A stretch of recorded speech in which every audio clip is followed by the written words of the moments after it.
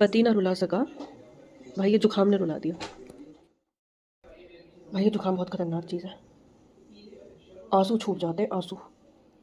कभी होता है ना, आपको छींक आ रही होती है बहुत ज़्यादा, कभी कभी छींक आते आते रुक जाती है, नाक में एक इरिटेशन सा होता है, चिड़चिड़ी सी मचती है, आंखों से आंसू आ जाते हैं उस वक्त, पर वो छींक नहीं आती। और कभी आएगी तो इतनी ज़्यादा आती है, लगातार एक के बाद एक छींक, कि आंखों से और भी आंसू आने लग जाते हैं। जैसे मुझे जुकाम लगा हुआ है और लिटरली आंखों पे आंसू आ गए मेरे। क्यों? क्योंकि मेरी छींक आते आते रुक जा रही है। लिटरली ये देखो मेरे आंसू, चश्मे में नहीं दिख रहा होगा ना, ये देखो मेरे आंसू।